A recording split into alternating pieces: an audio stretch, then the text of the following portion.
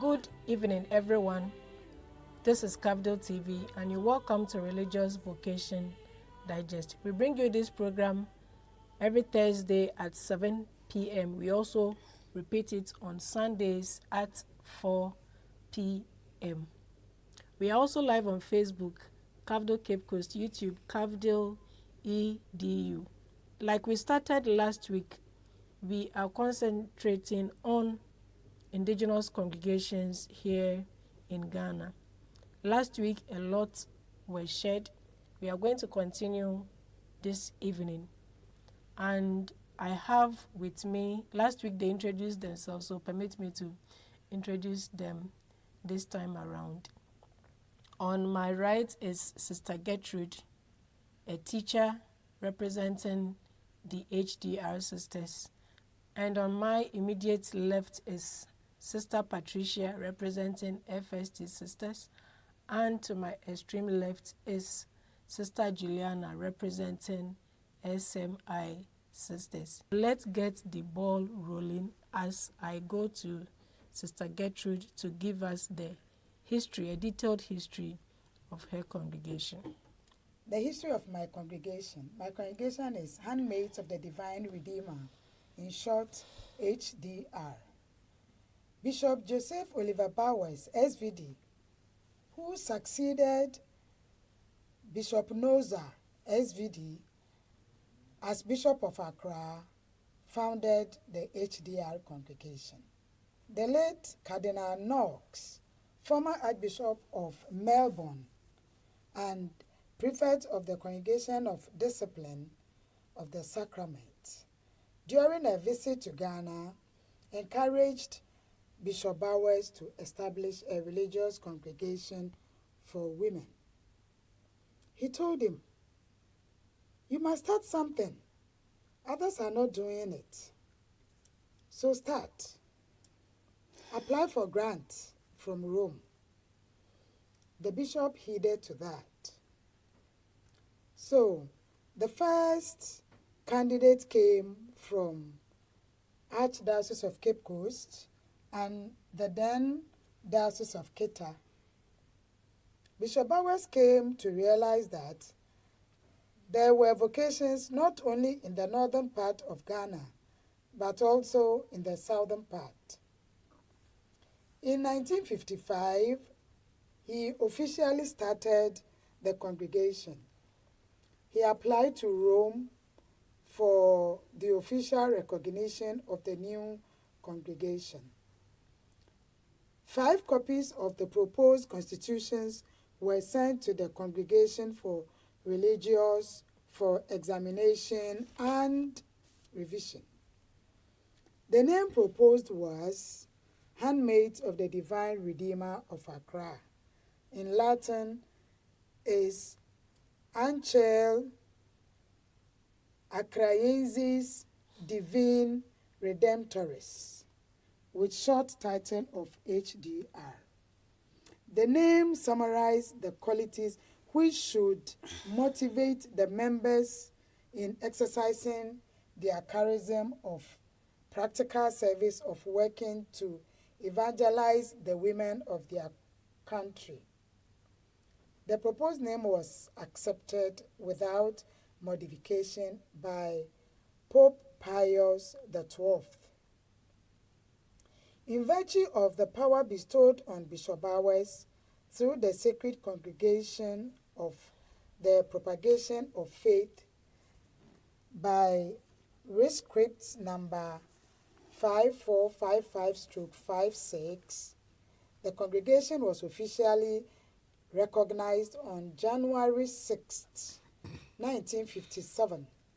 That is Feast of the Epiphany. This decree was made public in Accra on June 9, 1957, on the Feast of Pentecost. It was approved as a congregation of diocesan rights for women.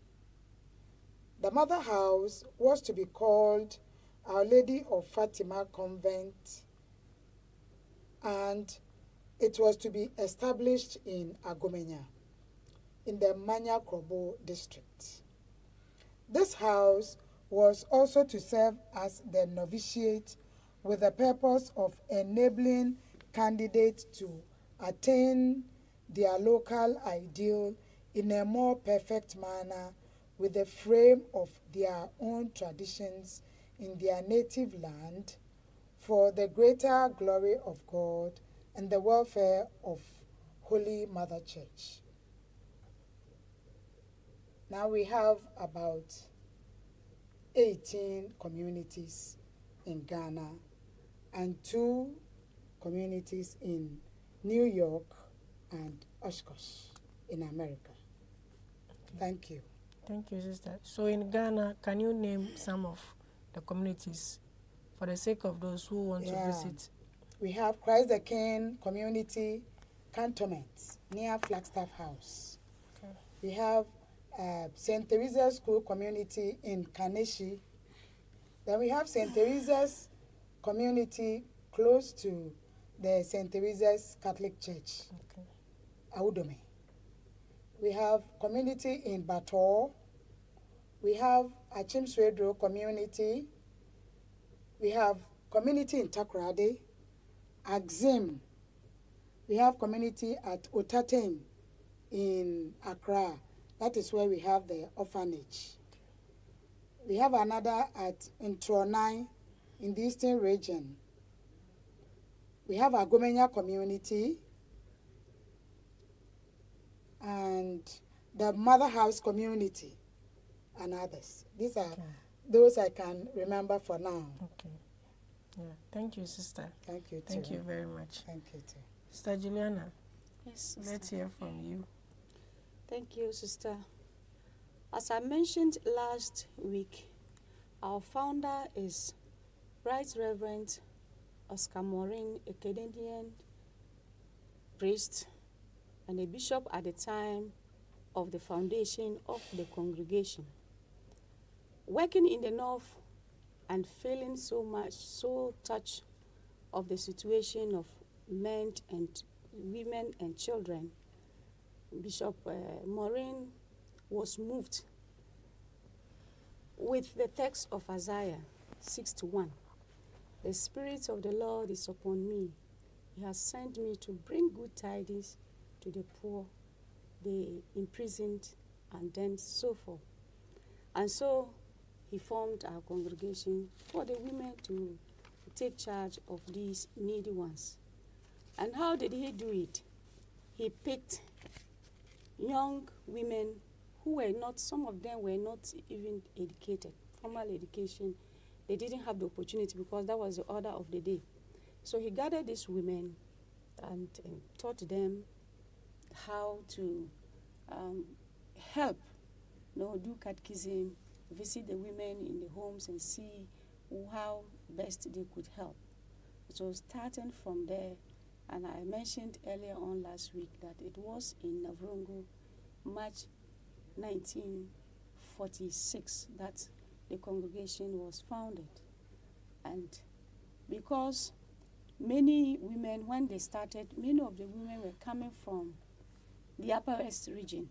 At that time, it wasn't a region, but they were coming from the Dagaba land, I can say.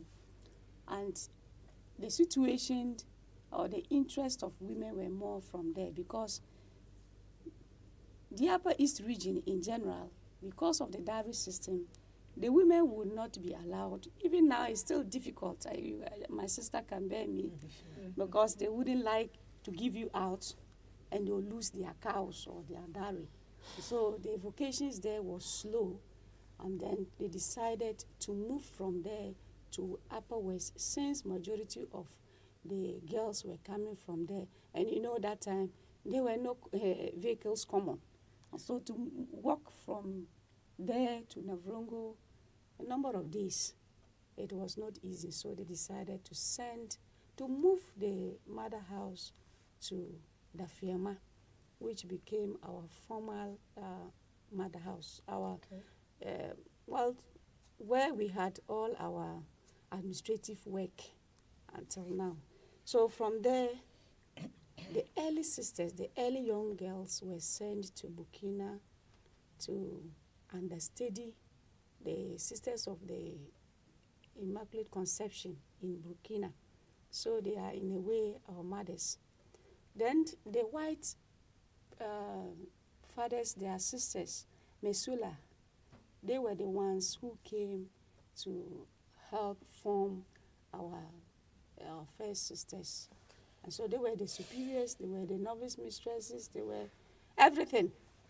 But then gradually, the Ghanaian woman had to take up her own mantle.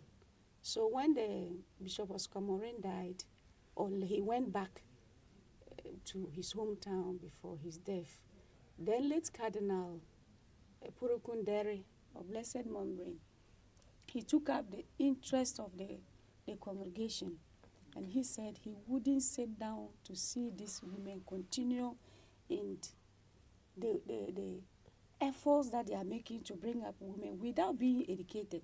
So he took keen interest in the education, formal education of the sisters, and that was how he brought the early sisters. Those who were there and haven't had the opportunity to go through formal education, he made them.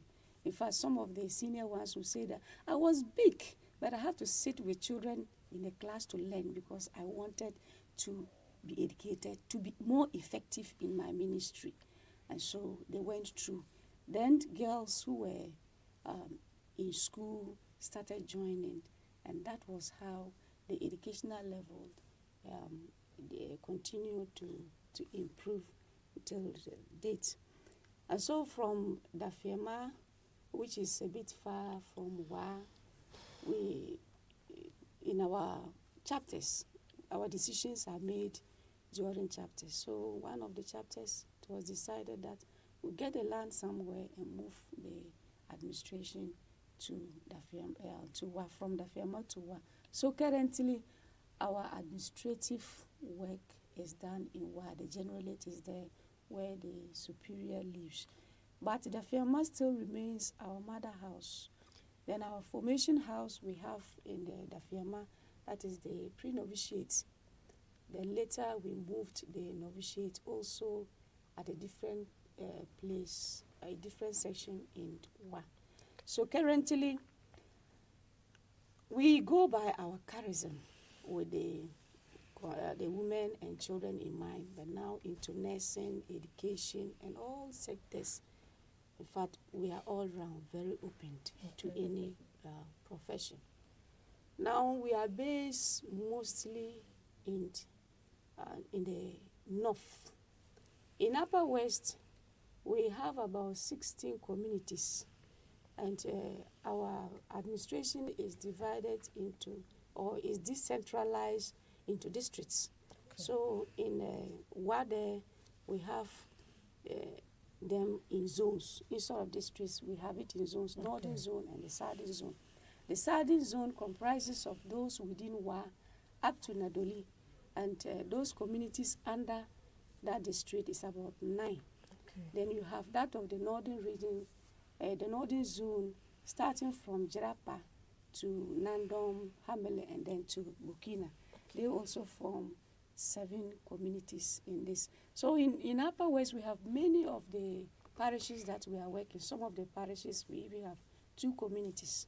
Apart from Upper West, we work in Damongo Diocese. We have 3 communities in Damongo Diocese. In Nabrongo Bolgatanga Diocese, we have 4 communities there. The Yendi and Tamale, we combine as 1 district. And we have about 6 communities in that district. Then we are in Obuasi Diocese, 1 community. Kumasi, we have 2 communities. Sunyani, we have 1 community. In Accra, we have 1 community. Then in Burkina Faso, we have 1 community. So these are the communities that we can be found, and for us, we are very open. We are not limited. Maybe one day we will get somebody who is interested in the military or the security service, and the person will be welcome depending on what is capable of doing, mindful of our charism, vision, and the mission. Okay. Thank you. Thank you very much, Sister. Mm-hmm. Listening to the 2 sisters share their history with us, just as Sister said, they started in Ghana, even in a small part of Ghana. Now they have improved or progressed to other regions and now to a different country. So this is how congregations spread. Just as it was said last week, every international congregation started as an indigenous congregation, and then where their ministry or their help is needed, they move there, they establish a new community. That is how come congregations move to other countries and then later become international, because they accept people outside their countries to be part of the congregation. Let's see if it's the same with the FST sisters. Okay. Sister Pat. Thank you, sister. Like I said last week, our congregation is Daughters of the Most Holy Trinity. In Latin, it is Filiae Sanctissime Trinitatis. When you translate it into Twi, we have Basafia Kronkron Maba. And then for my own language, we will say that Trinitas Lao Bukwa. Our congregation was founded by the then Archbishop of Kumasi, now Emeritus Archbishop Peter Kwesi Sapong. He founded the congregation in 1984. So this year, exactly this year, we are 40 years. So in December, we will be celebrating our 40th anniversary. He started with 7 sisters. They entered the postulancy on the 15th of August 1984. So they celebrated their 40 years last Sunday as postulancy when they started the formation. He invited the RVM sisters. Sister Del Carmen, he's still alive, but he has gone back to the Philippines. So he came and then trained our first sisters. So they form the history of FST. Okay. They are all still alive. And our founder is also still alive. He celebrated his 91st anniversary. That was in February this year. And then he is 65 years a priest. Okay. And then 54 years a bishop. Tell me what Oh, Papa Tiasi. He's still alive. And we are happy having him still living with us. Okay.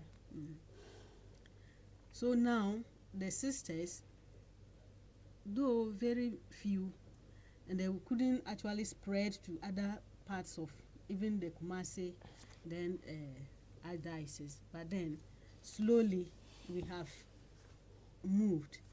So we are in 6 dioceses and archdioceses.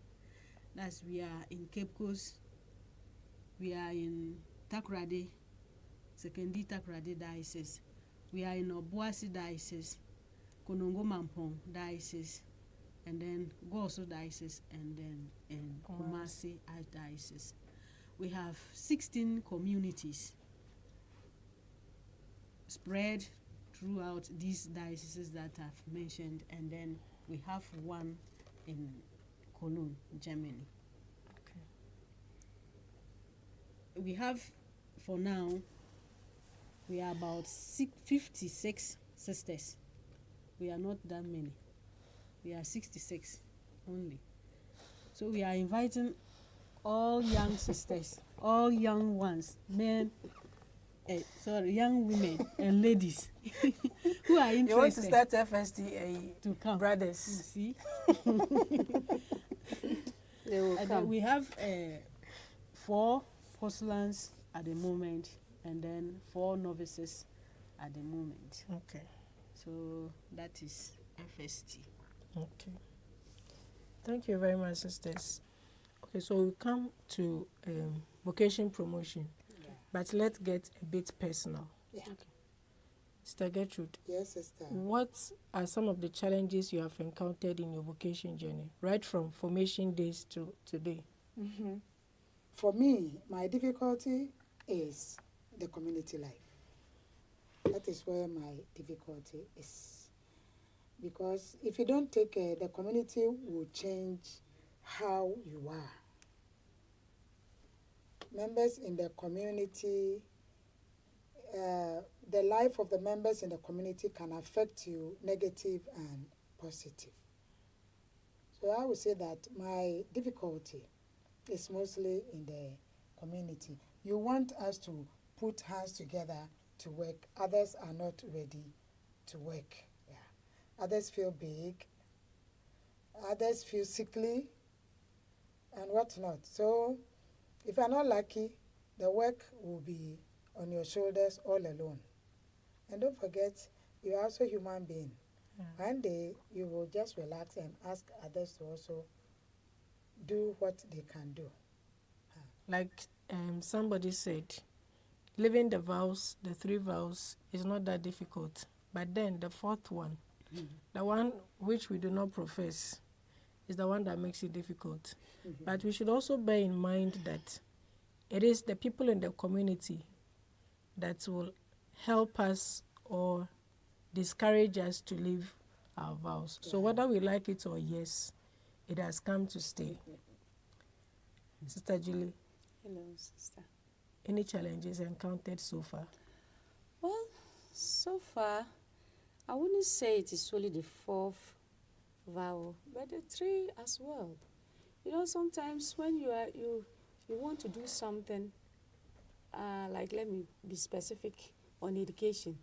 Maybe I want to go to school or further education, and then it will be like there are others who are in a queue. Maybe you have gone ahead. You wait small, and as we wait small, we are aging.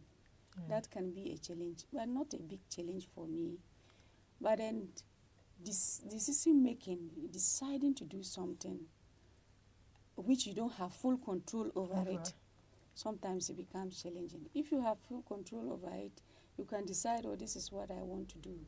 But to say, okay, let me wait at the time, or let me wait for them to decide for me to, can be challenging. And then sometimes when your personality is not so accepted, people cannot understand. You are the outgoing, you are this, can make friends within short time, and then somebody who is so quiet will not understand. Why are you like this? These sisters don't do this, sisters don't do that. So sometimes it's like, what is it? Are we not human beings? I do it being conscious that I am living a vow. There is a vow that is binding me.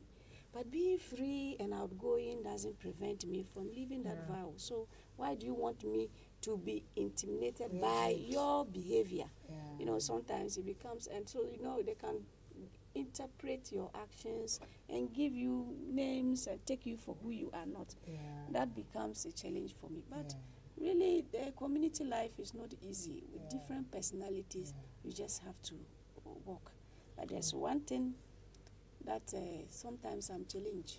I'm in a school, and I see this child is needy. He has no one. They come to share counseling, guidance and counseling. They come to share. You look at the child, and you feel so sympathetic for that child. Financially, you are constrained. What can I do? Perhaps the child just need 5 cedi for breakfast. You don't have yourself. So how are you going to give that? So it becomes a problem for me. It's a very big challenge for me sometimes, that you see the needy person and you cannot help. So these are the things I can consider as challenge. But therefore, the comments that people will make, there are other things. You go out there and men look at you. I'll visit you. So what time should I come to the house, my friend? Our house, you don't visit like that. We have times. So it's also part. But we have to battle it. Yeah. Yeah. Then I'm fine. Yeah, it's always not easy when you see somebody in need and you wish you could help, but you don't have the means. It's very disheartening. Yeah. But God takes care of His people. Yes. Mr. Pat, you don't have any challenge. The way you are smiling all over. Eh? You see any human being who has no challenge. Okay, let's hear it. We all have challenges.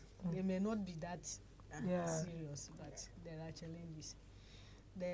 My first challenge was when I was to come to start formation. That was when my father didn't have any issues with that, but my mother would say, "Hey, so you want to go?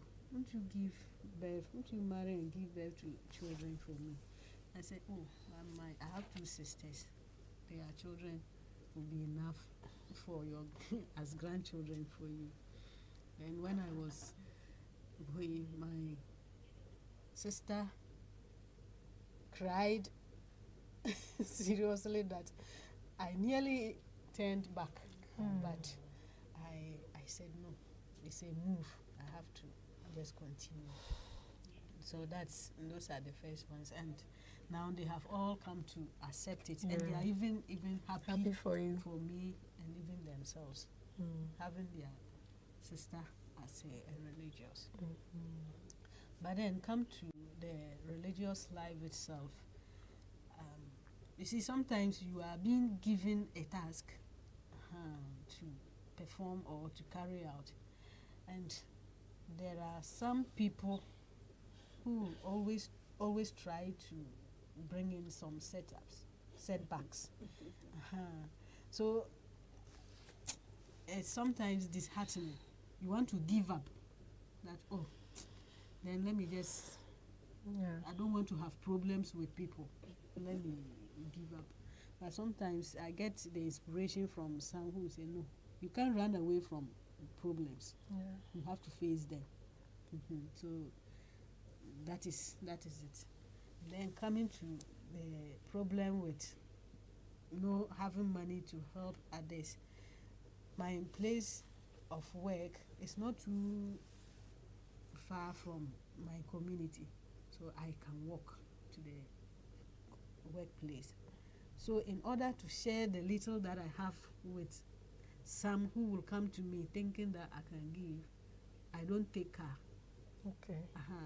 I will walk to work and back and save that lorry fare for these little things. So that's it. Yeah, I know some of our viewers are wondering, if you have these challenges staying with other people, why are you still in it?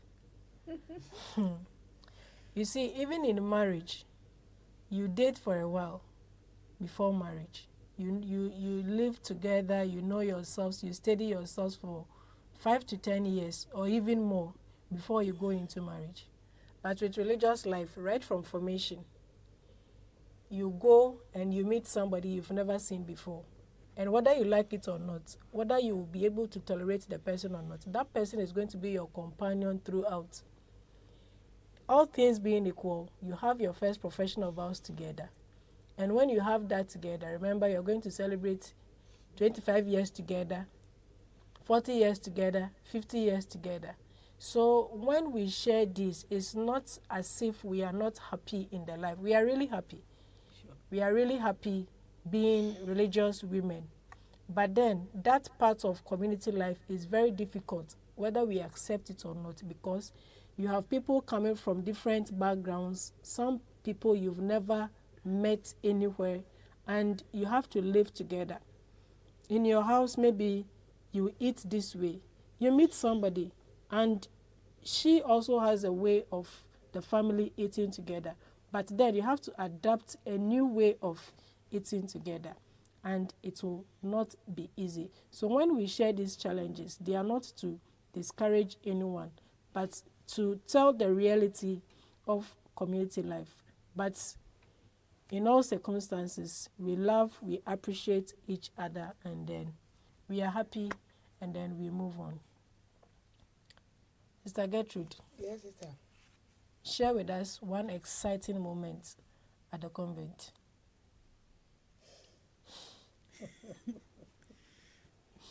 so that our viewers will not think that Yeah. there is no joy in the Oh, convent. there is. One Plenty joy. Yes, yes. One exciting moment in the convent in my life was when I celebrated my 50th birthday. In fact, I didn't want to celebrate, but one of my mates was in the same community with me. And she came to me and said, "Sister, 50 years, you have to celebrate. Celebrate, and we will help you to celebrate." And they did. The community did well. They celebrate the 50th birthday for me. They invited friends. They invited my mother, my brothers and sisters, and neighbors around. And it was all joy. It was all joy, yes. And when they also celebrate their anniversaries or their birthdays, we do that together. We put ourselves together and we make ourselves happy in the community, yes. Yeah. Thank you, Sister. Sister Pat, Yes. any exciting moment? Yes. For me, I can't even say a moment. Moments. Yes, moments. I am somebody who is cheerful, outgoing, and I laugh a lot. I like laughing. So going out to work and come back to meet my sisters, also happy, gives me joy. And I remember my birthday early in the morning, then they will come to my door, and then they will even wake me up with singing of birthday songs, with flowers, and very joyful. So these are all joyful moments. Yeah. A lot. The sad ones are just few that you mentioned, but Which is it's normal joy. in life. Yes, Uh-huh. there's joy Yeah. in serving the Lord. Okay. Yes. Sister Julie? Yeah, for me, I would say the celebrations, marking the day of your profession and your birthday. And then some of us even will try to celebrate the day of our baptism. Celebration days, I'm the type that I like celebration. Oh, okay. Especially when you ask me to be the organizer. Oh, I'm very happy and I will do it. Then another funny excitement for me is when I have a problem with my sister.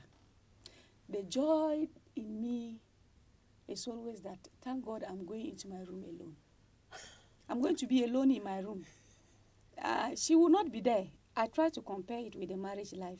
I say, okay, if that was my husband, we quarrel, we'll go into the room. Are we going to share the bed? No. But then religious life, if I have a problem with Sister Pat, it ends at the dining hall. Yes. I go to sleep alone. My pillow will not tend to Sister Pat. If I make that, I'm only punishing myself. Yeah. Then I get up the next day, I'm fine. And the bell that rings for prayers, I always ask myself, if I were in my home, where will I get that wake up? Time for prayers. And I am there with my sisters. That is what keeps me going and joyful. Thank you. Thank you, sisters, for the sharing. Yeah. Sister Julie, Yes, sister. I asked question somewhere, and then you all responded yes, that vocation isn't bad. Okay. You didn't ask me. No, I asked generally General. after Yes. Sister Yeah. Gertrude's submission. Yes. I don't even know how to put it, because I know that vocation itself in Ghana is not that easy, as in getting young women to come join the religious life. So, as a vocations promoter, Okay, to begin with, do you get vocation, SMI? Well, Sisters of Mary Immaculate, within the 5 years, or within 5 years, I can say it's not consistent. You cannot always get like that. But then it's not too bad. But it's very challenging to get them into the formation. Currently, we have 2 in the post-lance pre-novitiate, then the 5 in the novitiate, who have just gone out for their community experience, because on the 8th of this month, 3, the second year novices, took their first vows. Okay. So currently we have 2 in the pre-novitiate and 5 in the novitiate. Okay. You will go out, you organize workshops. We organize work. You call them to come and see. We organize workshop. Give them the forum to tell us their interests and the challenges. And we all know about the system. They are all up to what? Modern days life. Into education, I want to become this, I want to become that. If I enter the convent, will they allow me to be a lawyer? If I enter the convent, I want to be a soldier. Will I go to the military? They will ask you funny questions. And some will ask, so do you have salary? Do you have salary? What will you say? Yes, I earn salary, but it is pulled into the common fund, where we will all be allocated according to our needs. That's all.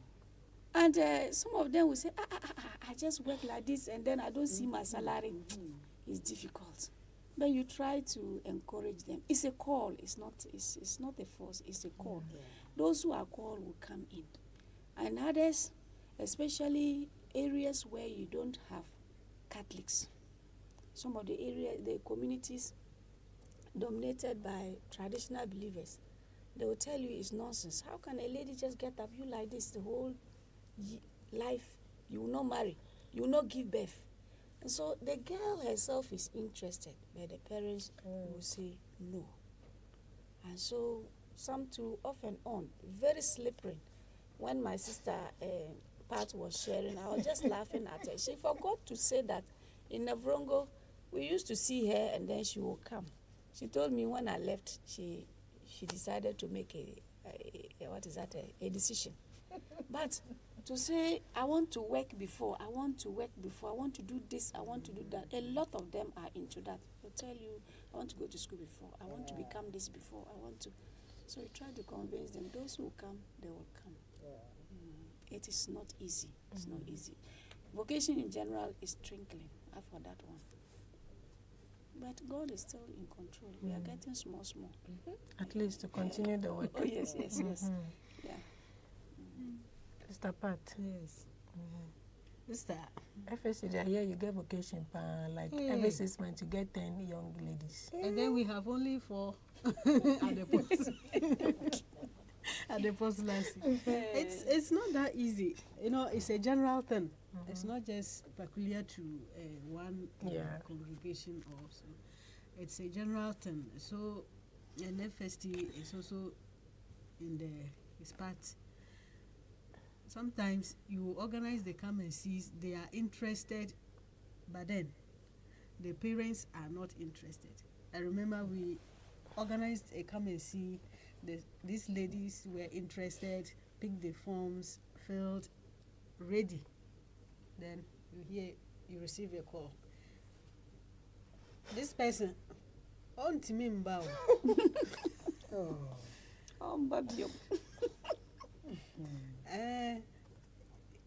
Ebusiane say, we want to do that. We want to do. We want her to do. We want her to go to school, work, take care of the family before. Sometimes as you now, the system is such that we are being influenced easily by this social media and now the way we are living. So once the girl or the lady tries to move ahead, go to tertiary, they come out, they are not interested in the religious life again. So it's challenging. You receive the person, I will come, I want to come. But when the the results, especially the SSC people, when the results come and then they see that they have good. performed, they will, oh, means me, I want to go to school before, and then that ends it. So it's challenging. And then the family is please much part of them not coming. We want her to do this, we want her to go there, we want her to do that before, and then the before never comes. So it's the same challenging issues Everywhere. everywhere. Sister Gertrude, Yes. what do you think are some of the contributing factors to decrease in vocation? Thank you. For me, I would say, with the inception of this technology, you know, they are young, but they have their own phones. So when they enter the convent, are they still going to use the phone, or they have to put it somewhere, right? It's just for formation years. Others want to pierce their ears, you know, pierce their nose, tattoo, and all those things. So if they come, what? Can they pierce their ears and enter the convent? And again, with the issue of salary, sister, I'm the only girl. I want to become a sister. My two brothers or my other sibling, who is a boy, can't take care of my mother alone. I have to help. So what do? Will you permit me to give some of my salary to my mother and bring the rest to the community, or what? These are some of the questions. These are some of the questions they ask, right? Others too. Sister, I want to become a sister, but I don't want to put on habits. I want to leave my hair on. So we have congregations like that. I want to make payment, right? I want to make payment or braid my hair. But you can realize that the person wants to be with you, but this is where her interest is. Yes. So you ask that, then this is where you can enter. Or this is a congregation you can enter. For us, even if you have the permed hair, you still have to cover it. Right. And then you can't also wear mufti outside. In my congregation, you can wear mufti within the confines of the community. And then some of them too, they think they are highly educated. So when they start the formation, how are they going to be treated? Are they going to just start the formation instead of 2 years? Are they going to make 1 year, or they go through it as it should? And when they finish, do you put them back to where they belong, or they have to be in the we have the juniorate? Do they have to be in the juniorate for some time before they continue, and all kinds of things they think about? So these are making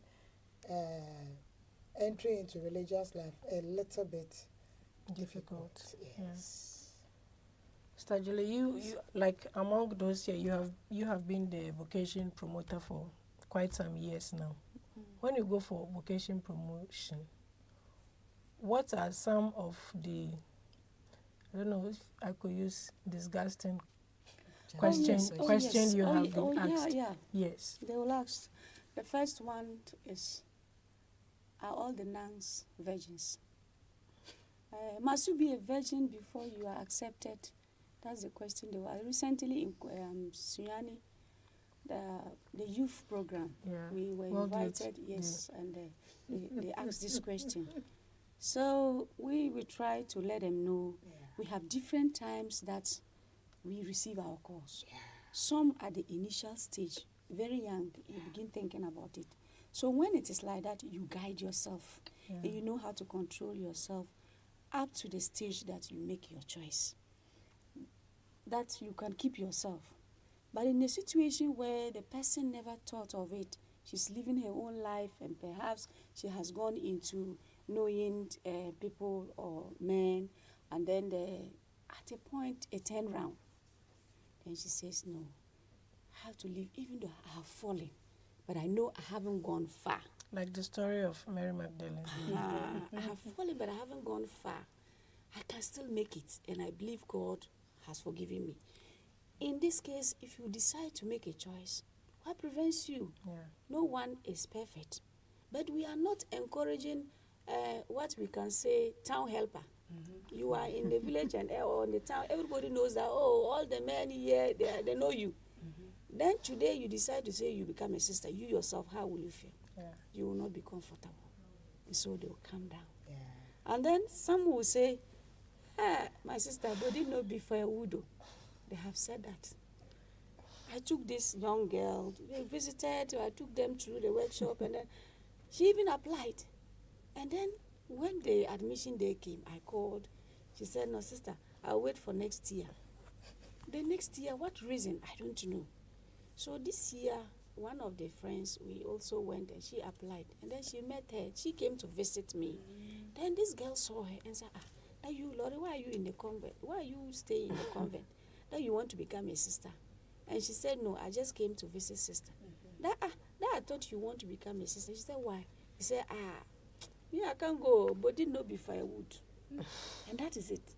But she never had the courage to tell me that she can't control herself. Yeah. And I think the sexual control is a problem for some of them. They start very early, and they are not ready to part with it.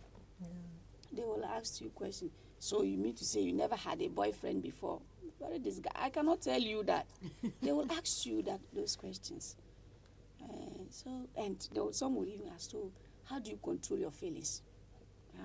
Now you are sitting down, you feel like having sex. What do you do? How do you handle yourself? I said, well, we go through training. And sexuality, we have something we call human development. human development, your sexuality. Yeah. If you go through it, you'll be able to handle yourself. Yeah. So that is not a problem. But they need to clear their innocent minds. So these are some of the questions they will pose to us. And what will you do? You can't hide. Tell them the truth. That's all. If they can come, they will come. Yeah. Either than deceiving them and then they come and they get disappointed. Yeah. If you tell them the truth, those called will definitely come. Yeah. Yeah. Mr. Pat, Sister. question Ben Sana Yomubisa. Some of the questions are just like Sister said, but sometimes it's about the money. The money. Scandi here. Yes. How can I be working, taking salary, and then I will not even get it? It will be going somewhere. So if I want to do this, if I want to give money to this, if I want to do that, these are some of the worrying questions to them.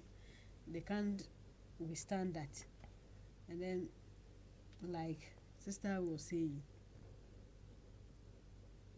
how can you say you are just there throughout, so you will never even sleep with a man? How can you? They can't just fathom that. Yeah. And now I see that sometimes trying to let them know everything about they listen to, it's like, Yeah. no. You can't tell And them you can't- everything. And you can also say, I want to maybe hide some of the. If you hide and then they No. come and then If they are you exposed use to the them. word hiding, it's Okay. like there is a secret because No, already not- people no. I'm not addressing you. Already people have this perception that when you enter there are some secrets. That's why when people live the religious life, they're not even able to marry or something. But there is no secret. The only thing is that, just as I said, you don't have to tell them everything. It's a call. It's a call, and if you are not called, so like I said, when you tell them, those called will definitely answer. But then, some things are better experienced than told. Yes.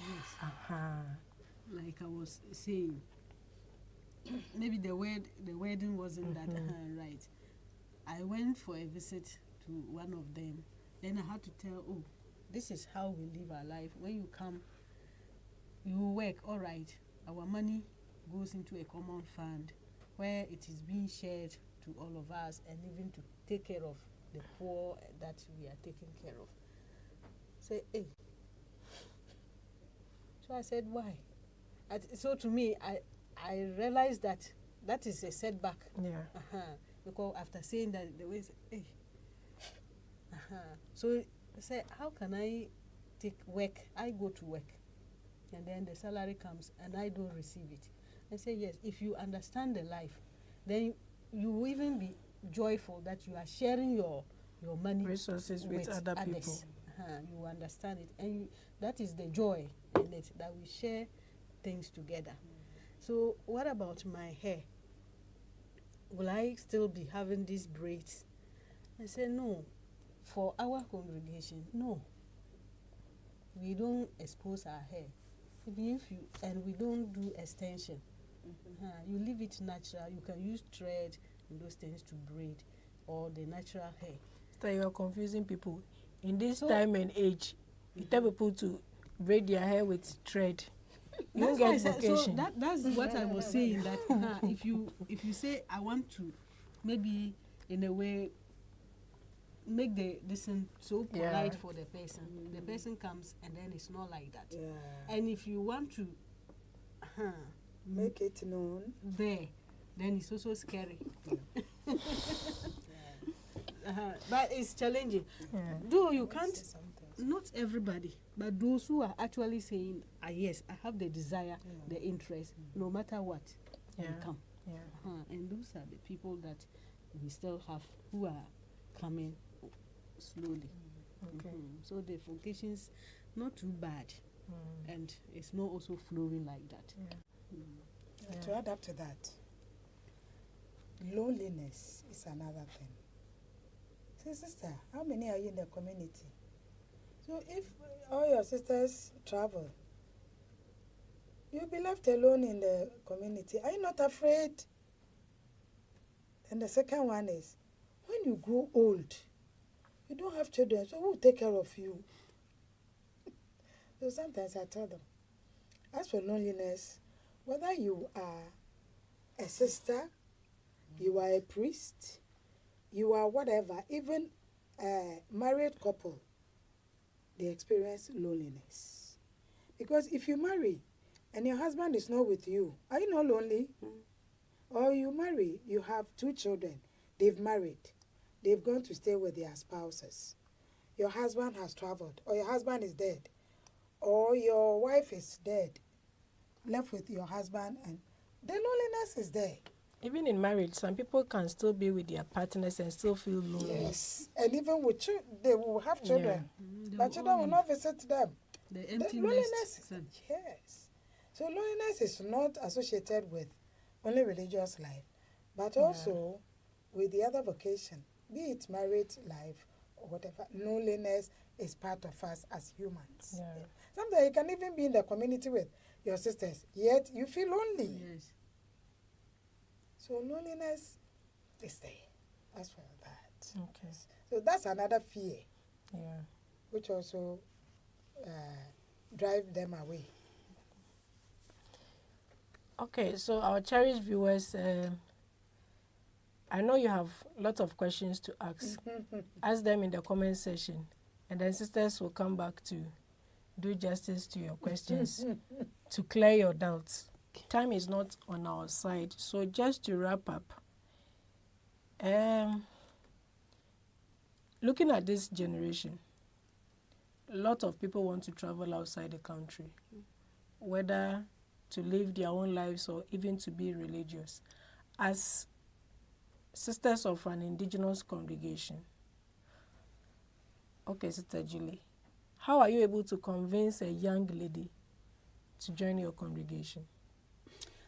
Well, knowing that you are an indigenous congregation? Well, I will tell the girl, if it is a call, whether it is a call, is it a service you want to do or it is going out? You don't even need, if it is going abroad, you don't need to become a religious before you go abroad. So if it is a call and you are called to to join the indigenous congregation, that shouldn't be an impediment. Besides, the so-called indigenous congregations that we have, can we say that none of the sisters have traveled abroad before? Some go for studies. It's just that you don't go to stay there permanently. But you go for studies. And even those in Ghana, I know of some of my sisters who joined the international congregation. They are within. They will transfer, they will give them transfer within. I remember the year we went to the post-lancy or the pre-novitiate, the white fathers, that year 98, they dismissed a lot of their, in fact, they wiped away the formation house. And those were the comments, what was it? There were comments from the formator who was I think he's a German. He has left even the congregation. But he used to tell the formatees, you people, you Ghanaian boys, you are coming to join us because you want to go abroad. And he mishandled this formatees. And eventually, the formation house was wiped off that year, 98. Some of them today are diocesan priests. They left there and they went to join the diocese and they are priests today. But then, this is the perception. So if you want to go, how sure are you that even you join the international congregation, they will send you abroad? You may end up being in Ghana. And we have them like that. They'll say, for me, I'm leaving the country. This year, I'm not going to be around. And they'll go and come back. Sure. Some will even go and come back frustrated. I have witnessed that. So this is what I will tell them. It is about what you want to do. It's the call. And what you have to offer. You have to offer. So you are thinking of going abroad. Is it only in abroad you can minister? If it is about ministering, it is not only abroad you can minister. So I will just try to. And I can even give my personal experience. So that is what I have. Mr. Pat, anything to add? Yes. She has said it all, but just to add a few, like she was saying, some of our sisters, we know that we are indigenous. Yellow sisters. We are yellow sisters. We are made in Ghana, for Ghana. But and with Ghana. Yes. Without even the mind of going out. And now we have some of our sisters who are in a community in Germany. They never thought of that. Sister Vic, Then, Michiao. and some have traveled for studies. So you want to be a religious to travel outside, so just as an opportunity for you to travel outside, or it's a desire you have and you need to fulfill that. So sometimes when people ask this question, clearly you should know that they don't even have vocation. They don't even have vocation, because if you want to do it, why the need?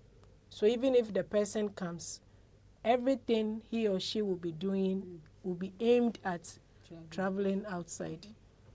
And when that is not fulfilled, they become frustrated and they want to frustrate everybody around them in the community. Sister Gertrude. Yes, sister. In case somebody wants to join HDR Sisters, what should the person do? Any contact information? Yeah, the person can contact the journalist. Yes, that is in Accra.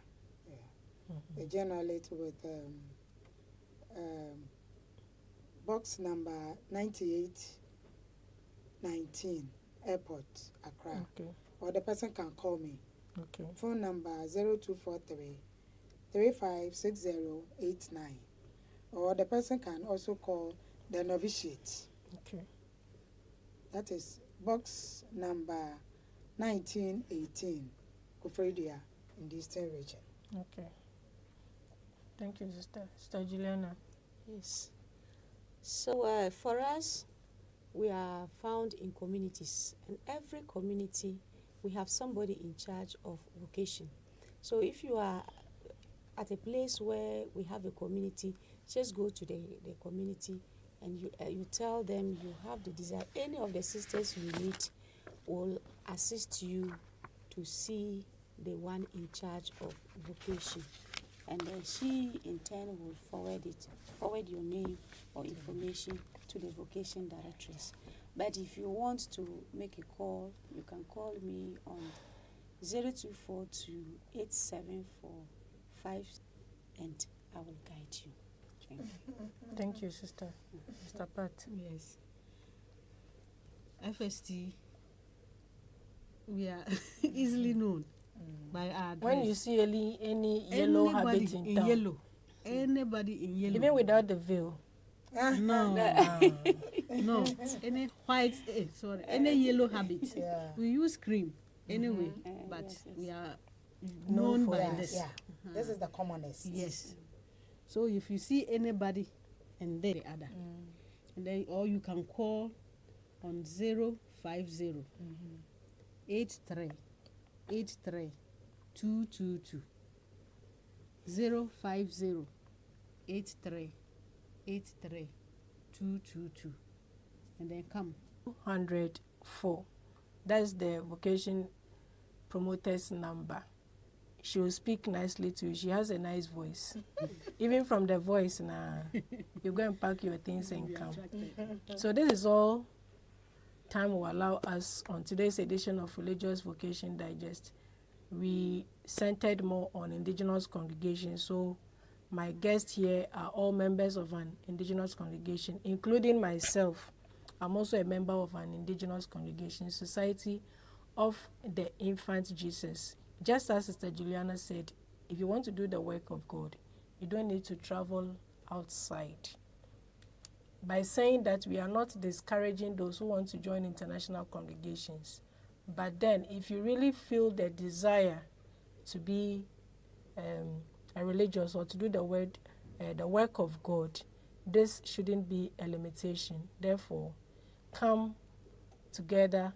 Let us continue the mission of the church and the mission of God here on earth. Thank you very much, sisters. In fact, I cannot thank you enough. Thank you very much for traveling all the way from your various communities. In fact, none of these sisters is resident in the central region. They have traveled from afar. They mentioned where they are working. So they have traveled from afar, how many hours journey, just to come join me in the studios of Cafdil TV here in Cape Coast to do this discussion. I know you have been informed and you have copied the numbers as well. Give them a call and then we see what happens from there.